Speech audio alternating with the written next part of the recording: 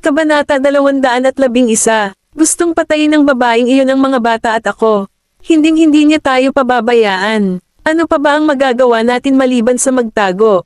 Napuno ng galit si Erisa sa pagbanggit kay Dana. Wala siyang pakialam kung ano ang iniisip ni Benjamin tungkol sa babaeng iyon. Maaari kang lumapit sa akin. Kinagat niya ang kanyang mga ngipin. Bakit siya tumakas sa halip na humingi ng tulong sa akin kapag may nangyaring mali? Bilang tugon, mapait na ngumiti si Erisa. Sobrang pakialam mo kay Dana. May pakialam ka ba sa buhay namin? Nagdilim ang ekspresyon niya. Hindi ba ako worth it sa tiwala niya? Hindi niya alam kung bakit bigla itong nagalit. Gayunpaman, napaatras siya nang makita ang malungkot nitong ekspresyon. Benjamin, kasalanan ko kung kinuha ko ang mga bata, pero ayokong mawala sila. Tsaka hindi pa kita kilala para pagkatiwalaan ka. Tutal, kayo ni Dana ay may napakalapit na relasyon. Kung hindi dahil sa'yo, hindi ako niloko niya.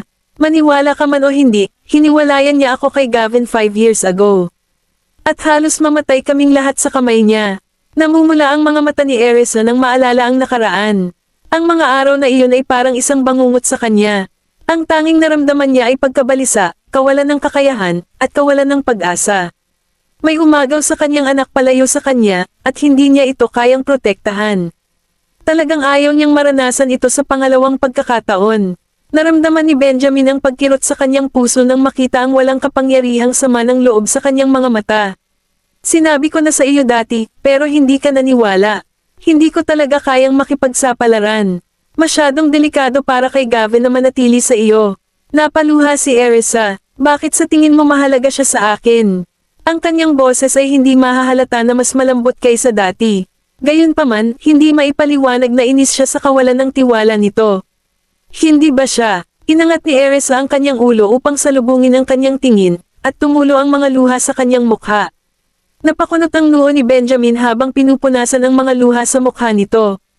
Ang mainit na patak ay nagpapainit sa kanyang puso. Mas lalo niyang pinagsalubong ang kilay dahil ayaw niyang nakikita itong umiiyak.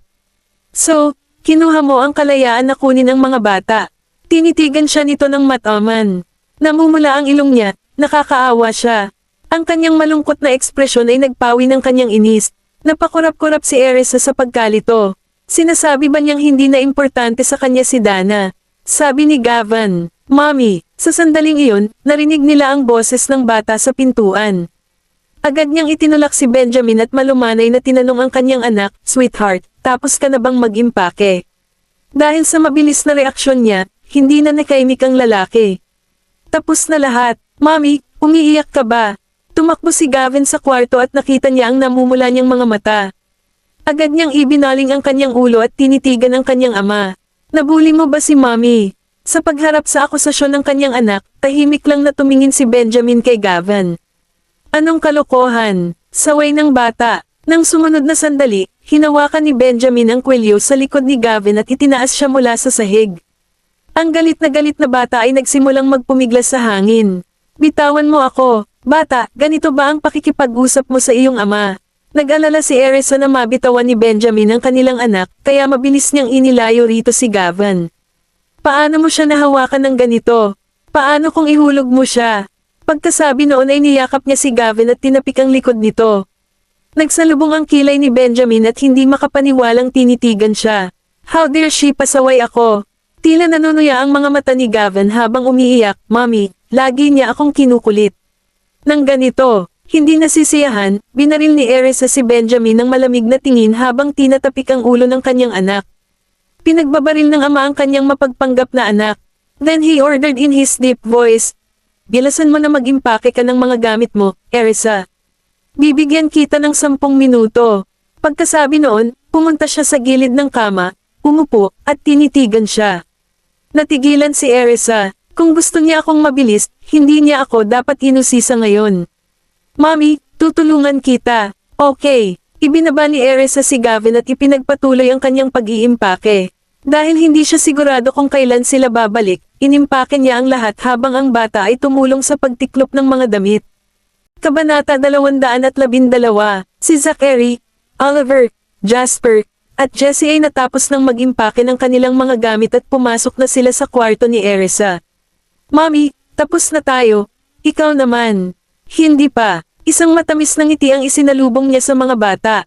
Sa gilid, tinitigan ni Benjamin ang kanyang mukha at ibinuka ang kanyang mga labi, nakaramdam ng dismaya sa kanyang magiliw na pag-uugali sa mga bata. Nang mapagtantong nasa silid din siya, mabilis silang tumakbo sa kanilang ina.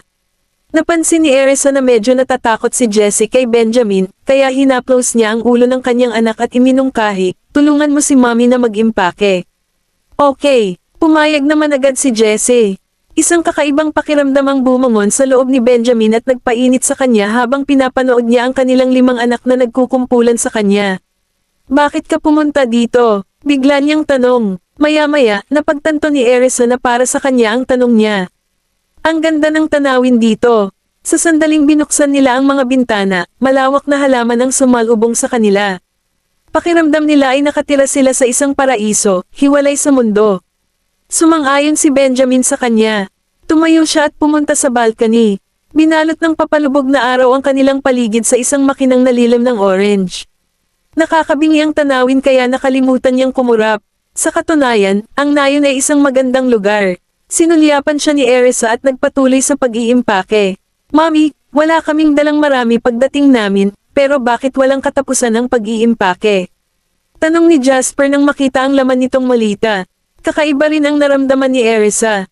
Hindi ko alam. Maya-maya lang, ang tunog ng paghampas ng lamok mula sa balkonahe. Tumangala siya at nakitang pumasok si Benjamin na may pagtatampo. May 2 minuto ka. Nang marinig niya iyon ay bahagyang napaawang ang lobby niya. Jeez, napaka-inconsiderate niya. Kung sa tingin niya ay mabagal kami, maaari siyang mag-alok na tumulong sa pag-iimpake. Kung hindi ka nasisiyahan, maaari kang umalis muna, sabi ni Gavin. Tumingin si Benjamin sa kanyang anak, na lumalaban sa kanya. Gavin, sinusubukan mo bang itago ang balat ko? Sinulyapan sila ni Erisa at mabilis na pinasok ang lahat sa malita. Pagkatapos ay naglakad-lakad siya sa kwarto, sinisigurado na wala siyang naiwan. Sa wakas, kinuha niya ang kanyang handbag at hinayla ang hawakan ng malita habang sinasabing, tapos na. Tara na. Sa isang iglap, sunod-sunod na nagsilabasan ang mga quintuplet para kunin ang kanilang mga malita. Lumapit si Benjamin at kinuha ang malita niya. Nagulat man si Erisa ay sinundan niya ito ng malapitan. Nang makita kung gaano niya kahirap dalhin ang malita, napangiti siya. Well, hindi naman siya ganoon ka-inconsiderate. Pagkalabas ng mga quintuplet sa silid dala ang kanilang mga malita, sumigaw si Benjamin, Ethan. Lumitaw ang kanyang katulong makalipas ang ilang segundo. Mr. Graham, ibaba mo ang mga malita. Oo, sir. Masipag na tumugon si Ethan at kinuha ang malita sa amo. Nang makita iyon, sinabi ni Erisa, Salamat, Mr. Frank.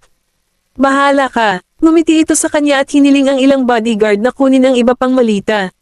Tara na. Saglit na tiningnan ni Benjamin si Erisa at bumaba. Nagmamadaling sinundan siya ng huli kasama ang mga bata. Sweethearts, may naiwan ka ba? Mommy, na-check na namin lahat. Wala kaming iniwan, ulat ni Zachary. Tumango si Erisa na tinitigan ang panlalaking likod ni Benjamin, may maling akala na siya ang padre de pamilya. Iniligpit na ni Ethan at ng mga bodyguard ang lahat ng malita. Mr. Graham, handa na kami. Pagtingin sa direksyon ni Erisa, nagsalita si Benjamin, get in. Iminumungkahi niya na dapat silang magmaneho pabalik. Gayunpaman, may dala-dalawang bata si Benjamin. Sa bawat kamay at sumakay sa helicopter. Si Gavin na lang ang natira. Mabilis siyang binuhat ni Erisa at sumakay na rin sa kanilang sasakyan. Pagkatapos nun, sunod-sunod na sumakay si Ethan at ang mga bodyguard. Sa di kalayuan, ilang mga bata na may iba't ibang edad na may pininturahan ng mga mukha. Kabanata 213, ang laking helicopter. Siguradong cool na umupo dito. Nainggit ang mga bata, sayang naman. Maari natin silang ibigay bago sila umalis. Samantala, ang ilang mga bata ay nakaramdam ng pagkabigo. Dahan-daang umalis sa lupa ang helicopter at lumipad. Tara na, isang 5 taong gulang na batang lalaki, na may dalang orkay sa sakayan niyang dalhin, ang sumunod sa kanyang mga kasama. Paminsan-minsan, tumitingin siya sa direksyon ng helicopter at iniisip kung babalik ang mga pasahero nito. Samantala, papunta si Bradley sa nayon para maghatid ng mga gamit. Kumunat ang noo niya nang makita ang mga batang iyon. Hindi ba't napakahirap ng buhay para sa maliliit na batang ito? Mga anak, saan kayo pupunta?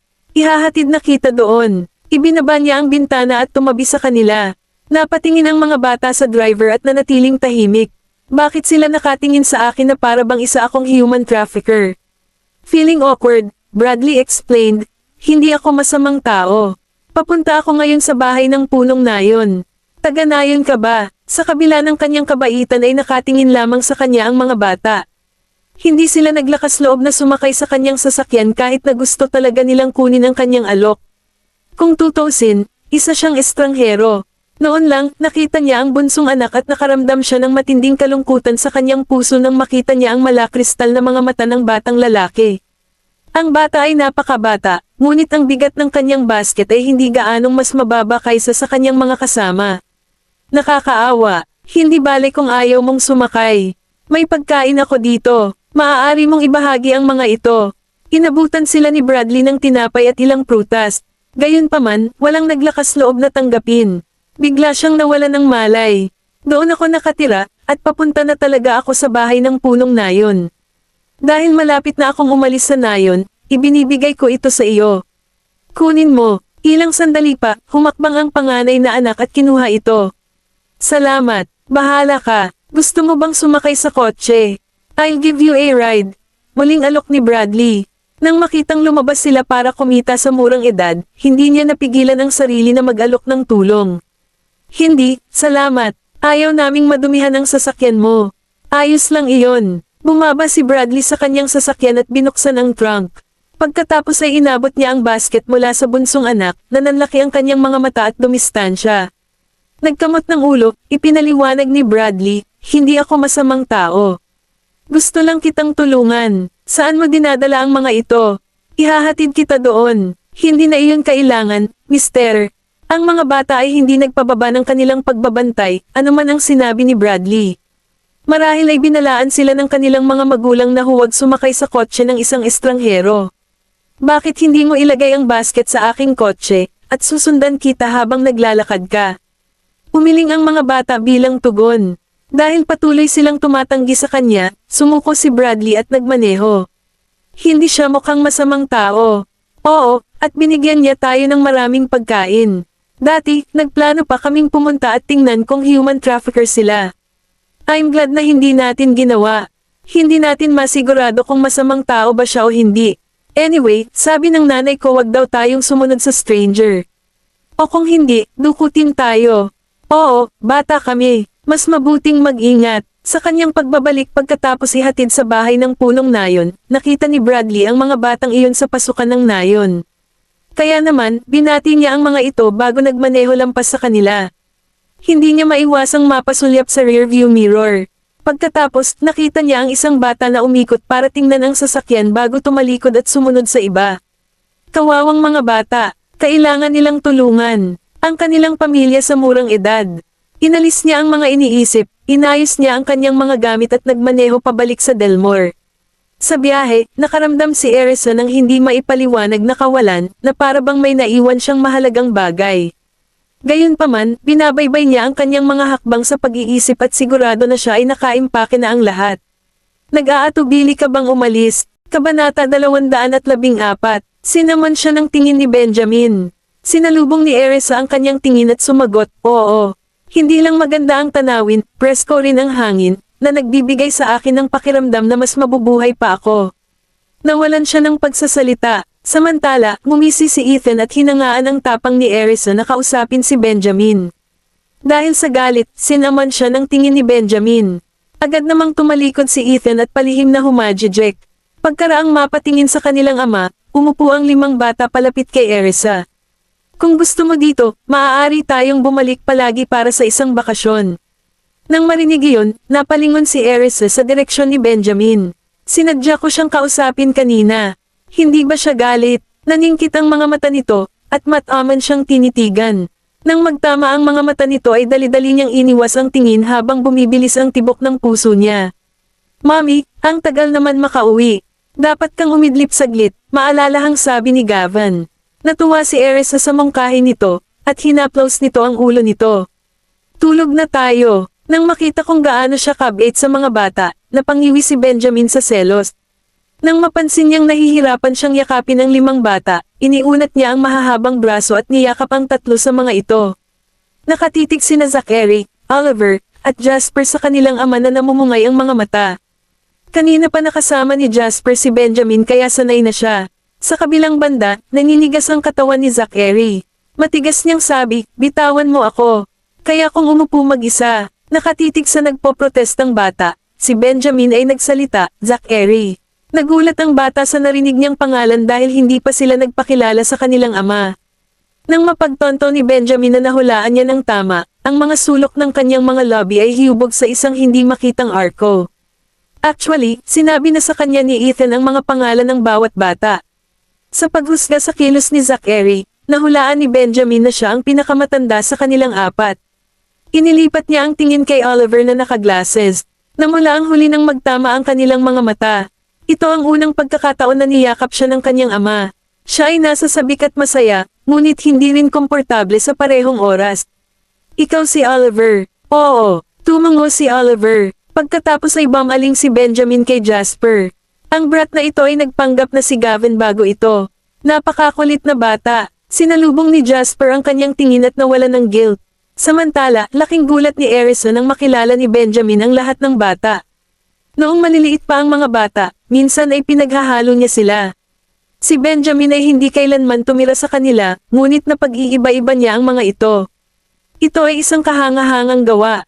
Nasa braso niya sina Gavin at Jessie. Napatingin si Benjamin sa maliit na batang babae na nakayakap at nagtanong, Jessie. Bilang tugon, yamakap si Jessie palapit kay Erisa. Tinakat ko ba siya? Sinubukan ni Benjamin ng ngumiti, ngunit bumalik ito.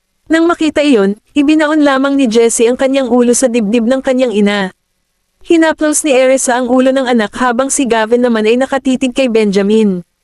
Tumigil ka, tinatakot mo si Jessie. Nawala ang awkward ng ngiti sa mukha ng lalaki at napawi sa sumunod na sandali. Nagtawanan sina Zachary, Oliver, at Jasper. Gayunpaman, mabilis nilang pinigilan ang kanilang pagtawa. Mr. Graham, pwede mo ba kaming paalisan ngayon? Tanong ni Zachary na may bahid ng utos sa boses.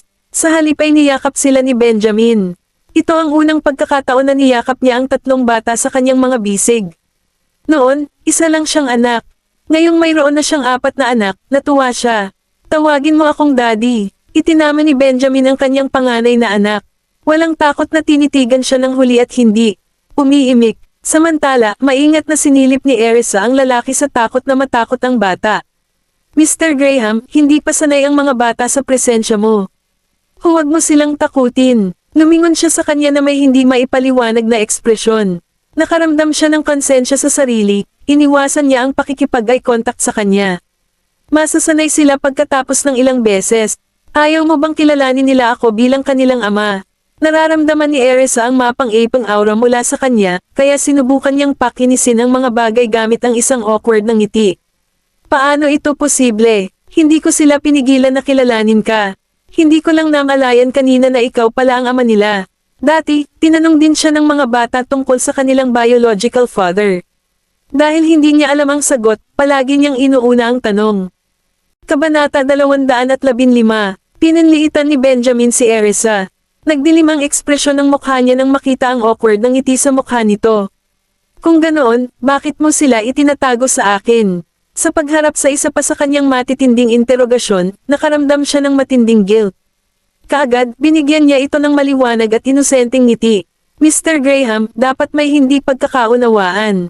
Nagtatago kami sa mga masasamang tao. Sa pagtingin sa kung paano nag-arko ang kanyang mga kilay sa kanyang pagngiti, hindi niya napigilan ang sarili na ilabas ang kanyang pagkadismaya sa kanya. Malamig na singgal ni Benjamin. Is she implying na masama din akong tao? Samantala, si Ethan ay nakikinig ng mabuti sa kanilang usapan. Nang mapansin niyang hindi nawala ang galit ni Benjamin, lalong lumakas ang paghanga niya kay Erisa. Parang si Mr. Graham ay bihirang magalit kapag nandyan si Miss York. Isa pa, mukhang nasa mabuting kalagayan siya at nagiging mas madaldal kaysa karaniwan. Hindi kaya na in love siya sa kanya. Natuwa ang katulong sa pag-iisip, at nagpasya siyang pretuhin si Erisa nang may paggalang sa hinaharap. Huwag mong pag-alitan ang mami ko. Ano bang masama kung magtago ka? Iyon ang aming ideya. Ayaw ka naming kilalanin. Masungit na tugon ni Zachary. Bumaba ang tingin ni Benjamin sa tatlong galit na bata sa kanyang mga bisig. Bakit? Hindi mo ba alam kung bakit? Tanong ni Zachary. Paf! Humagalpak ng tawa si Ethan. Nang makaramdam siya ng babalang sulyap mula sa kanyang likuran, tinakpan niya ang kanyang bibig upang maiwasang tumawa muli ng malakas. Kasabay nito ay napangiti din si Erisa habang namamangha sa kapangahasan ng anak. Tinitigan ni Benjamin ang maliit na batang lalaki, na hindi natakot sa kanya ng maluwag, gaya ng inaasahan sa kanyang anak. Gayunpaman, nakasuot pa rin siya ng solemne na ekspresyon sa kanyang mukha. Sabihin mo sa akin ang tungkol dito. Nakapout, sinaman siya ng tingin ni Zachary. Isa ka sa mga masasamang tao. Bakit ka namin kikilalanan? Tumango si Oliver sa ngalan ng kanyang kapatid. Hindi ko man gusto si Benjamin at Dana na magkasama, siya pa rin ang aming ama, kahit anong mangyari. Mas mabuting mapalapit sa kanya. Paano kung tulungan niya ang masamang babae na ibuli si Mommy? Namilog ang mga mata ni Benjamin habang nakatingin kay Oliver.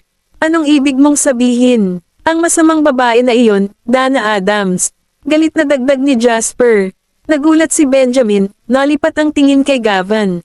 Mayabang na iniwas ng huli ang mukha, hindi pinansin ng ama. Pagkatapos magpakawala ng buntong hininga, ipinaliwanag ni Benjamin, nagpadala na ako ng isang tao upang arestuhin siya. May bahagyang pagtataka sa mga mata ng mga bata. Reaksyon na inaasahan niya. Nang maisip ni Benjamin ang hirap na dinanas ng kanyang mga anak dahil kay Dana, naging malungkot ang kanyang ekspresyon. Sa hinaharap, paprotektahan kita. Hindi ko nahahayaang mabuli ka ulit ng kahit sino. Nanumpa siyang maghihiganti sa sino mang nang-aapi sa kanyang mga anak at babae. Nang marinig iyon, ang tatlong lalaki sa kanyang yakap ay nagnakaw ng tingin sa kanya. Nakaramdam sila ng kasiyahan na hindi lamang niya sila inaaliw. Maaari naming protektahan ang aming sarili nang wala ka, deklara ni Zachary. Biglang pinuri ni Benjamin, at maganda ang ginawa ninyong pag-iisa. Nagulat si Zachary dahil hindi niya inaasahan na maririnig iyon. Akala niya sasabihin ni Benjamin na mga bata lang sila na hindi kayang protektahan ang sarili. Sa tabi niya, humadjajak si Jasper at nagtanong, hanggang kailan makukulong ang masamang babaeng iyon? Sa isang iglap, nagdilim ang tingin ni Benjamin. Ang batas ang magpapasya niyan. How dare she try na patayin ang mga anak ko? Ipapakulong ko siya habang buhay. Napakagatlabi si Jasper. Anong klaseng sagot? Ito, kasabay nito, medyo nadismaya si Erisa. Naaawa siya kay Dana. May pakialam pa ba siya sa kanya pagkatapos niyang subukang patayin kami ng ilang beses? Pagbalik ko, kailangan kong humanap ng abogado at siguraduhing mananatili siyang nakakulong sa natitirang bahagi ng kanyang buhay. Sa huli, napakahalaga pa rin niya sa iyo, hindi ba? Tanong ni Gavin na may bahid ng hinaing sa boses. Naramdaman ni Erisa ang pagkirot sa kanyang puso at niyakap siya ng mahigpit. Bagamat lumaki siya sa pamilya Graham, hindi siya masaya. Ang trauma mula kay Dana ay nakaukit sa kanyang isipan magpakailanman. Kabanata 216. Yumuko si Erisa at hinalikan ang ulo ni Gavin. Ikaw ang aking syota. Napuno siya ng guilt. Natigilan si Benjamin. Pagtingin sa malungkot na mag-inang duo, pinagsalubong niya ang kanyang mga kilay. Gavin, ano bang pinagsasasabi mo? Ano ang sinabi ko sa iyo bago ito? Benjamin, pinandilatan siya ni Erisa na may luhang mata, at malamig ang boses. Nasaktan mo si Gavin dahil sa babaeng iyon, and yet you have the audacity to question him. Paano mo ito nagawa sa kanya? Niyakap niya ng mahigpit ang anak, nakaramdam siya ng pagkabalisa. Wala kang sama ng loob sa kanya, pero ako. Sa isang iglap, bumagsak ang mukha ni Benjamin. Habang yakap-yakap ni Jessie ang kanyang ina at kuya ay namumula rin ang kanyang mga mata. Gavin, ayaw namin sa kanya. Isa rin siyang masamang tao. Agad namang kumawala sina Zachary, Oliver, at Jasper sa yakap ni Benjamin at tumakbo para yakapin sina Gavin at Jessie. Gavin, Mommy, huwag kang malungkot, pag-aaliw ni Zachary. Tumikim si Jasper, mabubuhay tayo ng maayos kahit wala si Daddy. Mommy, huwag kang umiyak. Bale hindi niya tayo gusto kasi hindi rin naman natin siya gusto, uttered Oliver. Biglang naging makasalanan si Benjamin. Wala man lang bahid ng saya ang naramdaman niya nang marinig niyang tinawag siya ni Jasper na Daddy. Bakit ka umiiyak? Biglang naging mabigat at tense ang kapaligiran. How Ethan wished na wala siya. Saglit na tingin sa malungkot na mukha ni Benjamin, napabuntong hininga siya sa loob. Mr. Graham, hindi mo talaga alam kung paano aliwin ang mga bata at babae, hindi ba? Sa mga oras na tulad nito, dapat mong aliwin sila ng malumanay sa halip na tanungin sila sa gayong dominanting paraan. Napakagatlabi si Erisa habang nakayakap sa kanyang mga anak, pinipigilan ang kanyang mga luha. Gayunpaman, nang marinig niya ang malamig na boses ng lalaki, hindi niya maiwasang makaramdam ng hinanakit. Benjamin, hinding-hindi ko pababayaan si Dana. Hahanapin ko ang pinakamahusay na abogado na maglalagay sa kanya sa bilangguan para sa natitirang bahagi ng kanyang buhay. Magkagayunman, hindi ito sapat para pawiin ang aking galit. Kung hindi dahil madumihan ang sariling mga kamay ng pagpatay sa babaeng iyon ay binalatan na niya ng buhay si Dana. Sa pagtugon sa kanyang mapanuring titig, na puno ng mga hinaing, nalungkot si Benjamin, na iniisip na wala sa kanila ang nagtiwala sa kanya. Naging malungkot ang kanyang ekspresyon. Miss York, ang aming mga abogado ng kumpanya ay ang pinakamahusay. Hindi pa sila natalo sa kaso. Hiniling ni Mr. Graham sa kanila na pangasiwaan ang kasong ito ng pagkidnap at pagpatay. Hindi niya pababayaan si Miss Adams, mabilis na nagsalita si Ethan para kay Benjamin, nag-aalala na baka mawala ang hindi pagkakaunawaan. Gayunpaman, hindi niya binanggit na hindi plano ni Benjamin na paalisin din ang pamilya Adams. Bago sila umalis para kunin ang mga bata at si Erisa, nagbigay ng utos si Benjamin na harapin ang pamilya Adams. Sa ngayon, kailangan niyang ilihim iyon. Nang makitang hindi siya pinigilan ni Benjamin, nagpatuloy siya, lubos na nagmamalasakit sa iyo si Mr. Graham. Kung hindi siya pupunta para sunduin ka ng personal. Tumahimik ka, sinaman siya ng tingin ni Benjamin. Agad na tinakpan ni Ethan ang bibig at tumalikod, tuwid na umupo. Mr. Graham, sinusubukan lang kitang tulungan. Anong meron sa ugali? Nang marinig ang sinabi ni Ethan ay sinulyapan siya ni Erisa bago ibinaling ang tingin sa lalaking may pagtatampo. Hindi na kailangang magsinungaling sa akin si Mr. Frank, kaya dapat totoo ang mga sinabi niya. Talaga bang hiniling mo sa pinakamahusay na abogado na kunin ang kaso? Habang mabilis na tinitigan siya ni Benjamin, napansin niyang namumula ang mga mata at ilong nito sa pag-iyak, na para bang binubuli siya. Nito, dahil nakaramdam siya ng pagkakamali, malamig siyang nagtanong, mukha ba akong isang taong walang pakialam sa aking mga anak? Kung tutuusin, kahit ang isang mabangis na tigre ay hinding-hindi sasaktan ang mga anak nito. Hindi niya hahayaang ipatong ng iba ang kanilang mga kamay sa kanyang mga anak, kahit na hindi niya sila mahal. Pagkaraang kumalma ay bumalik sa katinoan si Erisa at nakaramdam ng hiya. Tinanong lang siya nito kanina dahil nababalot siya ng kalungkutan. I'm sorry sa pagkakaroon ng maling ideya tungkol sa iyo. Natigilan si Benjamin at nagtaas ng kilay. Yung babaeng humihingi ng tawad sa akin.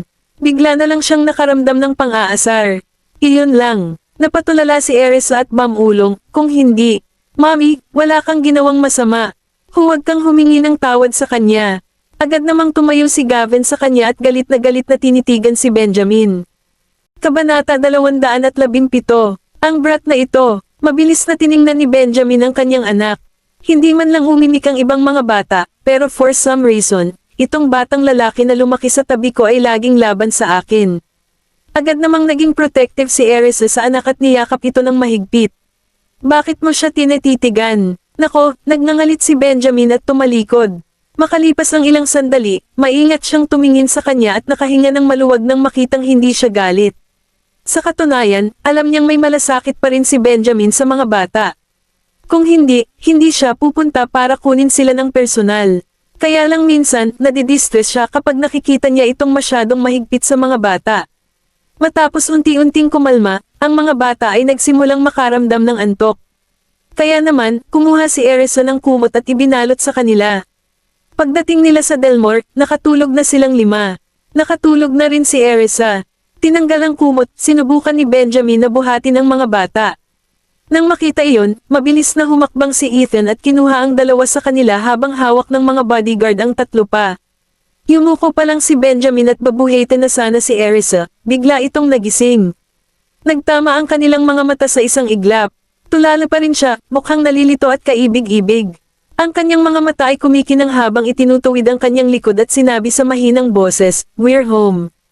Ilang beses na kumurap, tuluyang bumalik sa katinoan si Erisa. Okay, nagmamadali siyang tumayo, ngunit bumigay ang kanyang mga paa, dahilan para matamba siya sa lupa.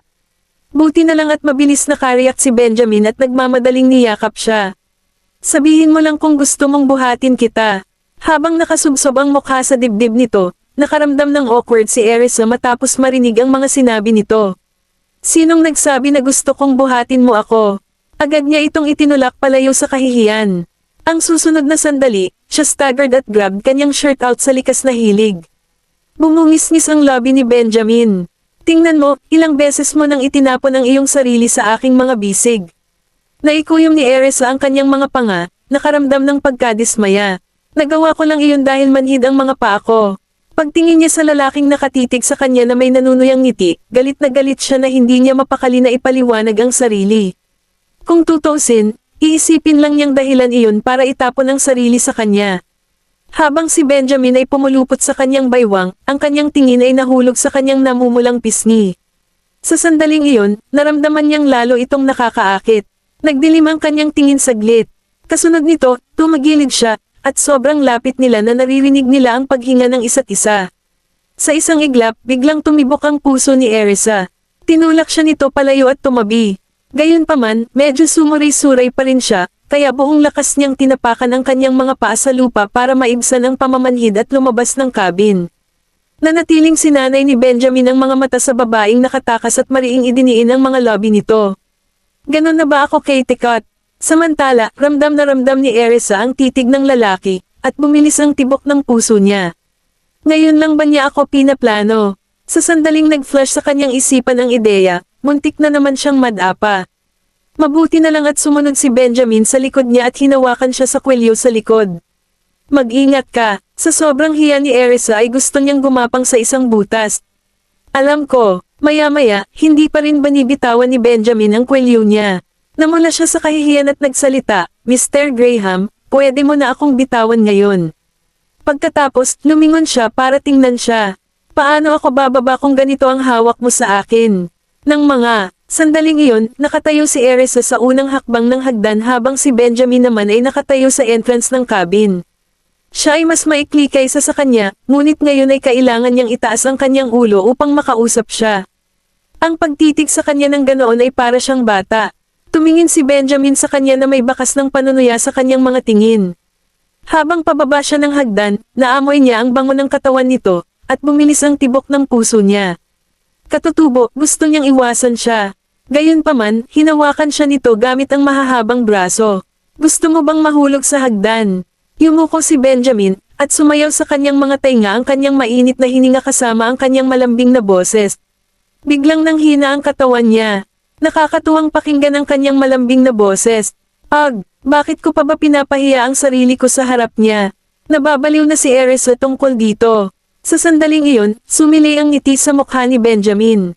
Pinulupot niya ang braso sa baywang niya at binuhat siya pababa ng hagdan na parang may kargang bata. Nawala nang masabi si Erisa. Kabanata 218. Nang tumuntong lamang si Benjamin sa lupa ay binitawan niya si Erisa at naglakad patungo sa mansyon. Hindi naglakas loob na tingnan ni Erisa ang mga nakangiting mukha ng mga bodyguard. Ibinaba niya ang kanyang ulo, sinundan niya si Benjamin.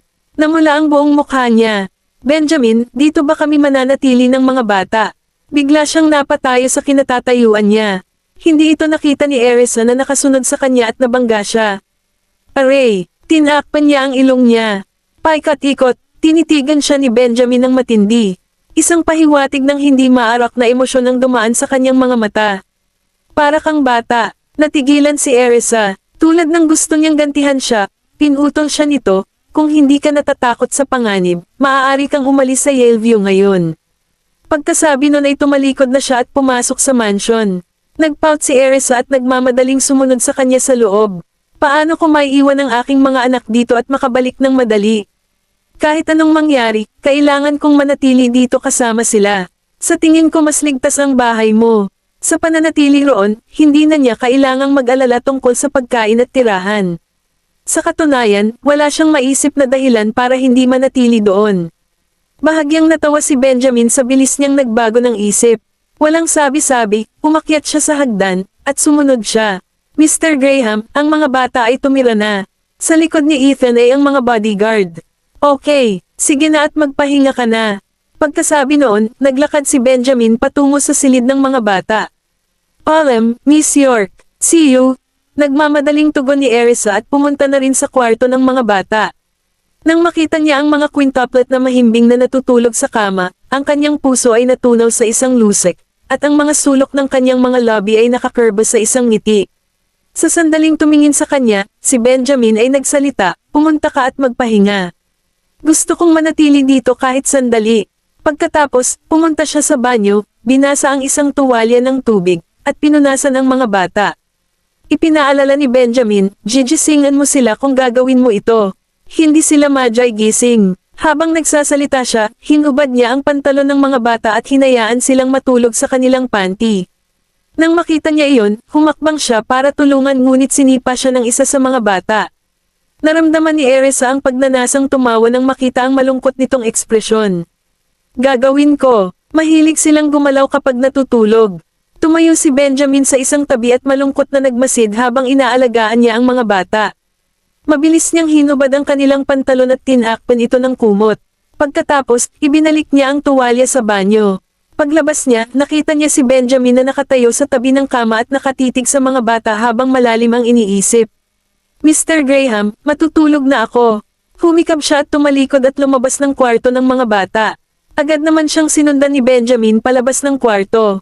Naramdaman niya ang paglapit nito sa kanya, ngunit nang lumingon siya, nakita niya itong pumasok sa kanyang kwarto. Napakurap siya, namumula ng bahagya sa kanyang ligaw na imahinasyon kanina. Pagkatapos maligo, medyo matagal siyang nahiga sa kama ngunit hindi makatulog. Noong una, akala niya ay tatanungin siya ni Benjamin, ngunit sa hindi inaasahang pagkakataon, hindi niya ginawa. Isa pa, tila totoong nagmamalasakit siya sa mga bata. Nang maisip niya ang paraan ng pagtitig niya sa kanila kanina, isang ngiti ang sumilay sa kanyang mukha. Bukod sa relasyon nila ni Dana, parang maganda ang lahat sa kanya. Dapat ba akong sumakay sa kanyang coattails? Habang iniisip niya iyon ay hindi siya makatulog. Sa huli, nagpasya siyang bumangon sa kama at lumabas ng kanyang silid. Sa sandaling ginawa niya iyon, nabangga niya si Benjamin na lumabas din sa kanyang silid. Sa sandaling iyon, nakaramdam siya ng kaunting awkward. Bigla niyang hinayla ang pajama niya. Nang sumunod na sandali, naalala niya na minsang sinabi nitong hindi siya interesado sa kanya, kaya inayos niya ang kanyang pajama at ngumiti ng matamis sa kanya. "Mr. Graham, hindi ka pa ba natutulog?" Mamaling ang tingin ni Benjamin sa kanyang magandang figura. Ang kanyang maselang collarbones ay kaakit-akit at mapang-akit na nagbibigay sa kanya ng pagnanasa na kagati ng mga ito. Nang makitang hindi siya nagsasalita, at may bakas ng pagnanasa sa kanyang mga mata, lihim siyang napalunok. "Kukuha ako ng gatas, gusto mo ba?" Kinapa niya ang kanyang ilong at binasag ang awkward na katahimikan. "Manam," sagot niya bago pumasok sa kwarto at isinara ang pinto. Napatulala, saglit na napatitig si Erisa sa nakasarang pinto bago bumaba. Hindi ba ngayon lang siya lumabas ng kwarto? Bakit siya pumasok ulit? Kabanata 219. Bumaba si Erisa at nagsali ng 2 baso ng gatas. Inubos niya ang isang baso bago umakyat kasama ang isa pa. Di nagtagal, kumatok siya sa pintuan ni Benjamin, ngunit walang sumasagot. "Benjamin." Dahil wala siyang narinig na tugon, binuksan niya ang pinto at tumingin sa paligid, ngunit walang tao sa kama. Akala ko tulog na siya. Pagkatapos, pumasok siya at inilagay ang baso ng gatas sa bedside table. Sakto nang tumalikod siya para lumabas, may nabangga siyang tao. Napatalon siya sa gulat at muntik nang mahulog sa lupa. Agad na pinulupot ni Benjamin ang kanyang braso sa kanyang baywang. Dahil doon, nahulog si Erisa sa kanyang yakap. Namula ang mukha niya nang maamoy niya ang bango ng katawan nito pagkatapos maligo. Wala siyang damit. Nagulat siya sa fit na pangangatawan nito at napapikit sa gulat, hindi alam kung saan titingin. Ibinaba niya ang kanyang ulo, kinuha niya ang nahihiyang ekspresyon nito. Bahagyang umangat ang sulok ng labi niya, na bumubuo ng malademonyong ngisi. "Gusto mo ba ang nakikita mo?" Bilang tugon, nanlaki ang mga mata ni Erisa sa hindi makapaniwala. Paano niya nasasabi ang isang bagay na nakakaakit? "Anong nakita ko? Wala akong nakita. Hindi naman kasi siya ganap na hubad." Habang tinutulak siya palayo ay napatingin siya sa bewang nito. Ang kanyang abs ay well-grooved at sobrang sexy. Nagdilim ang tingin ni Benjamin habang nakasandal. Nagulat na napaatras si Erisa, nakasandal sa bedside table sa likod niya. Nagsimulang tumibok ng malakas ang puso niya. Sa susunod na sandali, yumuko siya, kinuha ang baso ng gatas, at humigop. Medyo mainit, hiyang-hiya siya nang magtama ang kanilang mga mata dahil akala niya ay hahalikan siya nito kanina. "Mr. Graham, maglaan ka ng oras, lalabas muna ako." Pagkasabi noon ay dahan-daang tumabi si Erisa ngunit bago pa man siya makaalis ay hinawakan niya ang palso nito. Anong nagmamadali? Sinamon siya ng tingin ni Benjamin. Bumilis ang tibok ng puso niya habang nalilitong nakatingin sa kanya. May iba pa ba? Ano sa tingin mo? Madiin ang titig nito, nakatingin sa lalim ng mga mata nito. Naramdaman niya ang pagbabago ng kapaligiran, iniwasan niya ang mga mata nito. Mr. Graham, mangyaring diretso sa punto. Ilang sandali pa, binitawan ni Benjamin ang kamay niya at umupo sa kama, dahan-daang iniinom ang baso ng gatas. Gayunpaman, ang kanyang mga mata ay nakatuon sa kanya na may hayagang pagnanasa. Sa isang iglap, hindi komportable si Erisa. Ano ang sinusubukan niyang gawin? Habang umiinom siya ng baso ng gatas, ang kanyang Adam's apple ay umulos pataas at pababa, mukhang nakakaakit. Natulala, hindi niya maalis ang tingin sa kanya. Sa wakas, natapos na niyang inumin ang gatas at inilapag ang baso. Dinala mo ang mga bata dahil sinusubukan mong itago sa akin. It took her some time to follow his train of thought. Hindi, sa kakayahan mo, sandali na lang at mahahanap mo na kami. Sinusubukan ko lang bumili ng oras. Napatingin si Erisa sa lalaking malakas ang aura. Kahit kalahating hubad siyang nakaupo sa kama, nakaramdam pa rin siya ng pananakot. Nang marinig ang sagot niya, napangisi si Benjamin. Hindi lamang siya tapat, ngunit nambobola rin siya. Sinabi mo kay Gavin na humingi ng pera. Tanong niya na walang ekspresyon ang mukha. Saglit siyang tumingin sa kanya at maingat na sumagot, ako iyon. Anong problema? Tinanong ako ni Gavin tungkol dito, kaya ito talaga ang aking ideya. May isip kaya ni Benjamin na isa akong gold digger. Nagnakaw siya ng mga sulyap sa kanya, iniisip na kamumuhian siya nito, ngunit hindi mo ari ang ekspresyon nito. Dahil nag-alok ka ng 100 milyon na pabuya, sino ang nakakaalam kung tataas ang halaga kung hindi mo kami mahanap? Sa halip na hayaan ang iba na magulat sa amin at kunin ang pera, bakit? Hindi ko ito kumita ng aking sarili. Hahanapin din niya sila sa huli. Sayang naman kung hindi niya makukuha ang perang iyon. Nakatitig sa kanya, tinanong niya, bakit hindi mo sinabi sa akin ang iyong sarili? Napakurap si Erisa at nagtaka kung ano ang ibig niyang sabihin. Mahalaga ba kung ang mga bata o ako ang nakipag-ugnayan sa kanya? Erisa, balak mo bang itago sa akin ang pagkakaroon ng 4 pang anak kung hindi ko nalaman? Bigla itong bumangon at tumayo sa harapan niya. Halos walang distansya sa pagitan nila. Halatang ramdam ng mukha niya ang init ng katawan nito. Nakangiting tumalikod, napaatras siya ng isang hakbang. Well, Kabanata 220.